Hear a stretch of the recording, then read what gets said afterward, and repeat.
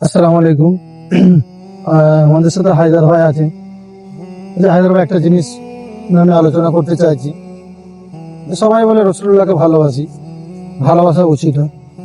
তো রসুল্লাহর ভালোবাসার মানদণ্ডটা কি আছে? তাতে মানে রসুল্লাহর নাম শুনে চুমু খেলেই হবে? রসুলুল্লাহকে ভালোবাসা তো ইমানের অঙ্গ।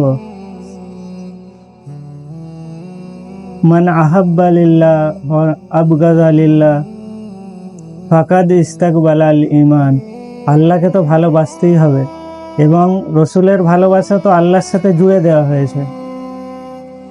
কিন্তু আমি বলছি, হ্যাঁ অবশ্যই, কিন্তু ভালোবাসার মানে একটা এর মানে তো এইটুকু যে রসুল্লাহকে অনুসরণ করাও তো ভালোবাসার বড় দিক একটা। আমি ভালোবাসি কিন্তু অনুসরণ করিনি আমার জীবনে, ব্যক্তি জীবনে, খাওয়াতে ওঠাতে বসাতে।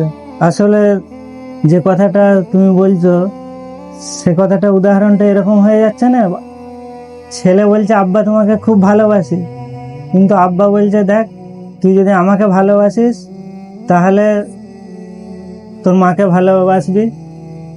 ছেলে বলছে না আব্বা তোমাকে ভালোবাসি, কিন্তু আমি তোমার ওই কথাটা আমি শুনতে পারবো না। তাহলে রসুলকে আমরা ভালোবাসি, কিন্তু রসুল যেগুলো বলছে সেগুলো শুনতে পারবো না, এরকম একটা বিষয়ের দিকে ইঙ্গিত করছো তো তুমি।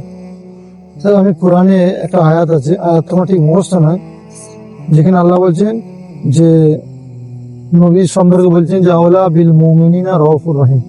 তোমাদের নবী তোমাদের জন্য রউফ রহিম আল্লাহ বলছেন। অন্য একটা আয়াত বলছেন তোমাদের পিতৃ সমতুল্য নবী।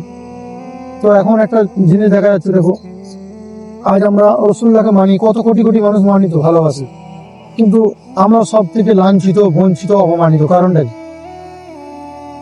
কারণ অ্যাকচুয়ালি আমরা দেখতে গেলে রসুলের কথা তো ছেড়ে দিয়েছি, আর পক্ষান্তরে যে আমাদের সৃষ্টিকর্তা আল্লাহ, তার কথাই মানিনি। তার কথা যদি মানতাম, আল্লাহই বলছে যে আমার উপরে ঈমান আনো, আমার ইত্তেবা করো, এবং তোমরা রসুলের ইত্তেবা করো। আসলে আমরা আল্লাহরও করিনি আর রসুলেরও করিনি, যার কারণে এই দুরবস্থা। আচ্ছা, আর একটা বিষয় যেটা আমি মনে করি, যে ছাত্র যুবকরা বা যারা আইডল সমাজের, তারা অনুসরণ করার ক্ষেত্রে দেখি যে রসুল মানে তারা বিভিন্ন রকম, তাদের অনেক নেতা মন্ত্রী, তারা ফিল্ম স্টারকে অনুসরণ করে। কিন্তু কোরআনে যেখানে যে আয়াতটা আমরা বলিনি যে লাকাদ কানা লাকুম ফি রাসূলিল্লাহি উসওয়াতুন হাসানাহ, তো এই আয়াতটার ব্যাখ্যা বাস্তবে কি হতে পারে, মানে অনুসরণটা আমাদের জন্য কি হতে পারে? যেমন একটা উদাহরণ যে মানে, হ্যাঁ, আমরা রসুলকে অনুসরণ করি, এটা তো মুখে বলি, কিন্তু সেটা তো আমাদের কাজে কর্মে আচারে আখলাকে সেগুলো ব্যক্ত করতে হবে। কিন্তু ওই প্ল্যাটফর্ম থেকে আমরা অনেক অনেক যোজন দূরে আছি। আমাদেরকে সবার প্রথমে তো নিজেদিকে জ্ঞান অর্জন করতে হবে, কোরআন এবং সুন্নাহর আলোকে রসুলের ভালোবাসা কি, সেই বিষয়ে বিভিন্ন কিতাব, বই রয়েছে, ছোট ছোট বইও রয়েছে। সেগুলোকে আমি তো সাজেস্ট করবো যাতে সেগুলোর দিকে পঠন করেন।